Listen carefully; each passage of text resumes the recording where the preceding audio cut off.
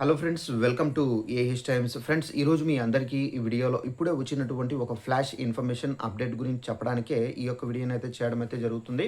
So ఆ flash information update ఏంటంటే, మన యొక్క ఏపీ రాష్ట్ర వ్యాప్తంగా కరెంటు మీటర్లు ఎవరైతే కలిగి ఉన్నారో వీరందరికీ సంబంధించి రాష్ట్ర ప్రభుత్వం ఊహించినటువంటి శుభవార్త అయితే ప్రకటించారు. అయితే ఆ ఊహించినటువంటి శుభవార్త ఏంటి, దానికి సంబంధించిన పూర్తి డీటెయిల్స్ మీకు స్టెప్ బై స్టెప్ ఎక్స్‌ప్లెయిన్ అయితే చేస్తాను. సో దీనికి సంబంధించి మనకు నోటిఫికేషన్ కూడా అయితే వచ్చింది. ఆ నోటిఫికేషన్ మీకు చూపించాలి కాబట్టి ఇక్కడ నేను స్క్రీన్ పైన స్టిక్ చేస్తున్నానండి.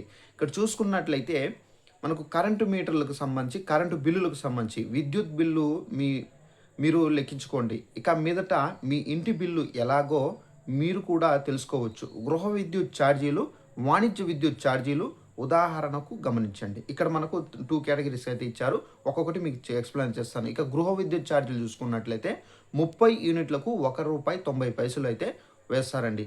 31 నుండి 75 యూనిట్లు ఉంటే గనక రూ. 3 యూనిట్ పరేస్తారు. 76 నుండి 125 యూనిట్లు ఉంటే గనక రూ. 4.50 అయితే వేస్తారు యూనిట్‌కి. ఇక 126 యూనిట్ల నుండి 225 యూనిట్లు వాడితే గనక మనకు రూ. 6 యూనిట్‌కి అయితే ఇస్తారు. ఇక 226 యూనిట్ల నుండి 400 యూనిట్ల లోపు ఉంటే గనక రూ. 8.75 యూనిట్ పరేస్తారు. 400కు పైగా ఉంటే గనక రూ. 9.75 యూనిట్‌కి అయితే వేస్తారు.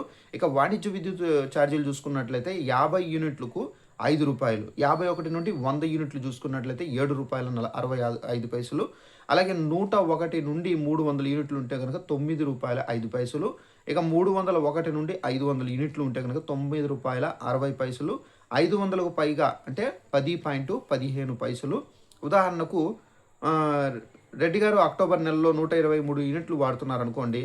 మొదట 30 యూనిట్లు ఇంటూ రూ. 1.90 57 యూనిట్లు. తర్వాత మనకు 45 యూనిట్లు ఉంటే గనక రూ. 3 మనకు రూ. 135. మిగిలిన 48 యూనిట్లు రూ. 4.50 216. మొత్తం ఎనర్జీ ఛార్జ్ రూ. 408. ఇక పై బిల్లు ఆధారంగా ఫిక్స్డ్ ఛార్జీలు, కస్టమర్ ఛార్జీలు, ఎలక్ట్రిసిటీ డ్యూటీ, ట్రూ అప్, పీపీసీఏ ఛార్జీలు వీటన్నిటిని కలిపి ఫైనల్‌గా బిల్లు అయితే వస్తుంది. మీ యూనిట్ చూసి ఈ పద్ధతిలో లెక్కిస్తే గనక మీరు సులభంగా యూనిట్లు అయితే తెలుసుకోవచ్చు. ఈ విధంగా మనకేందంటే కరెంటు బిల్లులకు సంబంధించినటువంటి యూనిట్లు దానికి సంబంధించిన రేట్లు అనేవి ప్రభుత్వం తగ్గించారు.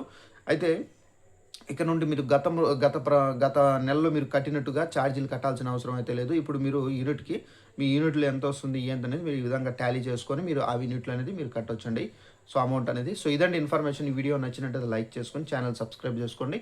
Thanks for watching this video. All the best.